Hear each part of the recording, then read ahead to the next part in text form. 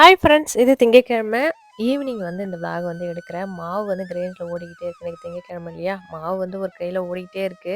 ஒரு கையில வந்து பார்த்தீங்கன்னா, பூ வந்து கட்டிக்கிட்டே இருக்கு. இன்னைக்கு திங்கட்கிழமை சிவன் கோயிலுக்கு வந்து போலான்னு சொல்லிட்டு. நம்ம உடம்புக்குள்ள பார்த்தீங்கன்னா 2 ஆன்மா இருக்கும். ஒண்ணு வந்து கெட்ட ஆன்மா, இன்னொன்னு வந்து நல்ல ஆன்மா. இப்போ ஒரு விஷயத்த வந்து நம்ம தப்பா செய்ற விஷயத்த வந்து செய்ய சொல்றது வந்து கெட்ட ஆன்மா வந்து செய்ய சொல்லும். இப்போ வேற ஒரு எக்ஸாம்பிளுக்கு வந்து சொல்றேன்னா, "கத்தியால குத்து" அப்படின்னு சொல்றது வந்து கெட்ட ஆன்மா. இல்லன்னா வந்து "குத்தாத, நான் அதெல்லாம் பண்ணக்கூடாது" அப்படின்னு சொல்றது நல்ல ஆன்மா.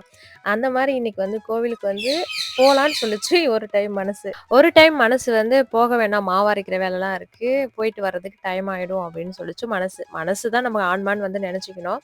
அதுக்கப்புறம் முடிவு பண்ணி நல்ல ஆன்மா தான் வந்து "நீ கோவிலுக்கு போ, மாவு கூட அப்புறம் வந்து அரைச்சுக்கலாம். இது வந்து சங்க அபிஷேகம்லாம் வந்து பண்றாங்க. இது அடுத்த வருஷம் தான் பார்க்க முடியும்" அப்படின்னு சொல்லிட்டு மனசாட்சி சொன்னதால, இன்னைக்கு வந்து கோவிலுக்கு வந்து போயிருந்தேன். 5:30 மணிக்கெல்லாம் கோவிலுக்கு வந்து போயிட்டோம். யாரெல்லாம் அந்த கார்த்திகை மாத சோமவார திங்கட்கிழமை விரதம் வந்து இருந்தீங்க அப்படின்றத கமெண்ட்ல சொல்லுங்க. அந்த விரதத்துல திங்கட்கிழமை ஒரு நாள் வந்து 108 சங்கு அபிஷேகம் வந்து நடக்கும்.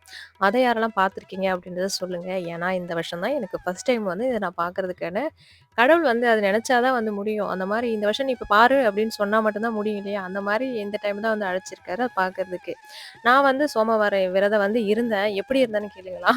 ஒரு ஒரு திங்கட்கிழமை ஒரு வேளை சாப்பாடு மட்டும் சாப்பிடாம இருக்கலாம் அப்படின்னு சொல்லிட்டு இருந்தேன். 2 வாரம் வந்து இருந்துட்டேன். 3வது வாரம் வந்து பார்த்தீங்கன்னா, காலையில நல்லா சாப்பிட்டுட்டு, அச்சச்சோ! இன்னைக்கு வந்து விரதம் இருக்க மறந்துட்டோமே அப்படின்னு நெனச்சுக்கிட்டேன். அந்த மாரி ஒரு வாரம் வந்து அன்னைக்கு நைட்டு வந்து ஒரு வேளை சாப்பிடாம இருந்துட்டேன். ஒரு முறையா வந்து ஒரு ஒரு பொழுதுனா, ஒரு பொழுது அந்த மாரி வந்து விரதம் இருக்க முடியல. அடுத்த டைம் வந்து கரெக்ட்டா வந்து இருக்கணும் அப்படின்னு வந்து நெனச்சிட்டு இருக்கேன்.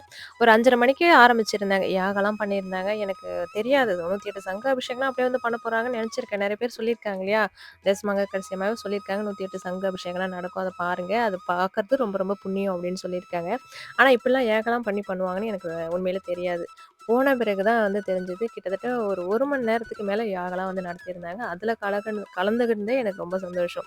அதுக்கப்புறம் அந்த சங்க வந்து எடுத்துட்டு வர பாக்கியம் வேற எனக்கு கையால எடுத்துட்டு வர பாக்கியம் வந்து கிடைச்சிருந்தது. அதுவும் எனக்கு ரொம்ப சந்தோஷம். அதுக்கப்புறம் தீப தூப ஆராதனைலாம் பார்த்துட்டு வந்ததுல ரொம்ப சந்தோஷம். அதுக்கப்புறம் இந்த திருமுறைகள், இந்த பிரதோஷத்துக்கு போறப்பலாம் பாட்டு வந்து பாடுவேன். ஆனா வேற ஒருத்தவங்க புக்க வந்து பார்த்து பாடுவேன். அதனால ஒரு அப்பா கிட்ட சொல்லியிருந்தேன். அவர் புக் இன்னைக்கு எடுத்துட்டு வந்தாரு. அதுவுமே இன்னைக்கு எனக்கு கையில வந்து கிடைச்சது. அதையும் வாங்கிட்டு பிரசாதம் வாங்கிட்டு வீட்டுக்கு வந்தா, டைம் வந்து பார்த்தீங்கன்னா 9:30 ஆயிப்போச்சு. அதுக்கப்புறம் சாப்பாடு செஞ்சு சாப்பிட்டுட்டு 2 வாரல் மாவு தான் அரிசி போட்டிருந்தேன். அதுக்கப்புறம் அரைச்சு முடிச்சுட்டு படுக்கிறதுக்கே மணி 11:45 வந்து ஆயிப்போச்சு. அந்த நேரத்துல தான் கோலமாவே ரெடி பண்ணியிருந்தேன்.